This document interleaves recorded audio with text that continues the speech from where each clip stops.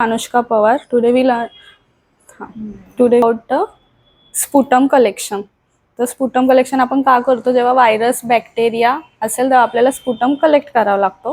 तर purpose of sputum collection, जेव्हा breathing problem, respiratory problem, coughing असते तेव्हा आपण स्पुटम कलेक्ट करतो. तर आता आपण प्रिपरेशन ऑफ पेशंट आणि आर्टिकल्स बघणार आहोत. आपल्याकडे किडनी ट्रे हवा आहे, एक ट्रे हवा आहे, त्यात ग्लव्स, कॉटन, स्पुटम कंटेनर आणि स्टेटिस्कोप हवा आहे. किडनी ट्रे आपल्याला पाहिजे कारण की जेव्हा आपण पेशंटला सांगू की स्पुटम कलेक्ट करायचं तेव्हा त्याला ओमेटिंग वगैरे काही झालं तर आपण त्याला ती किडनी ट्रे देऊ शकतो. सेकंड थिंग, आपल्या ट्रेमध्ये ग्लव्स, कॉटन, 2 कंटेनर हवेत. एक कंटेनर ह्याच्यासाठी की जेव्हा आपण पेशंटला एक कंटेनर देऊ त्यात जर आपल्याला येल्लो स्पुटम भेटला तर आपण त्याला परत एकदा स्पुटम कलेक्ट करायला सांगायचं.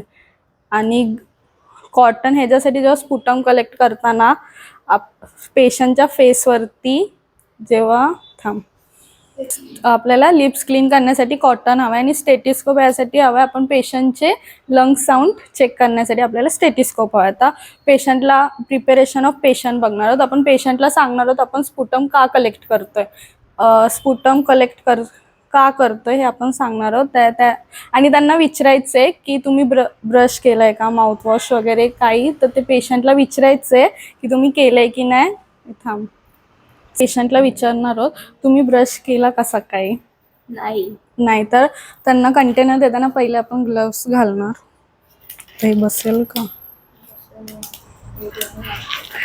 तर काय पेशंटला का घ्यायचं ते सांगा. तुम्ही सकाळी ब्रश केलाय का किंवा माउथवॉश केलाय, नाही, तर आता आपण स्पुटम कलेक्ट करणार आहोत. तर ते का करणार आहोत कारण की तुम्हाला काही प्रॉब्लेम आहे की नाही हे आम्हाला चेक करायचं, त्यासाठी आपण स्पुटम कलेक्ट करणार आहोत. तर मी आता तुम्हाला 2 कंटेनर देते, एक कंटेनर देते. जर त्यात कलर येल्लो आला तर मी तुम्हाला दुसरा कंटेनर देईल, तर त्यात तुम्ही परत स्पुटम कलेक्ट करा. ओके.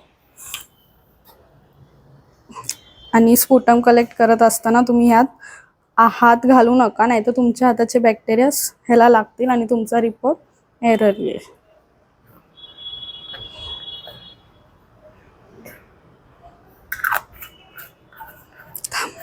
थांबतं नाही. स्पुटम नॉर्मल आहे तर 5 मिनिटांनी आपण परत एकदा स्पुटम कलेक्ट करू. तर आता दुसरा कंटेनर आहे, तुम्ही यात परत एकदा स्पुटम कलेक्ट करा.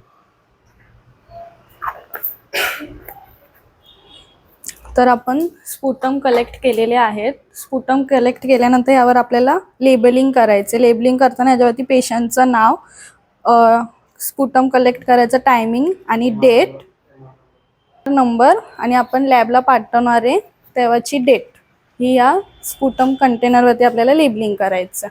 आणि लेबलिंग झाल्यानंतर पेशंटची डॉक्युमेंटेशन करायची आहे आणि ती लॅबला पाठवायची. आपली प्रोसिजर इथेच संपली आहे. Thank you for watching.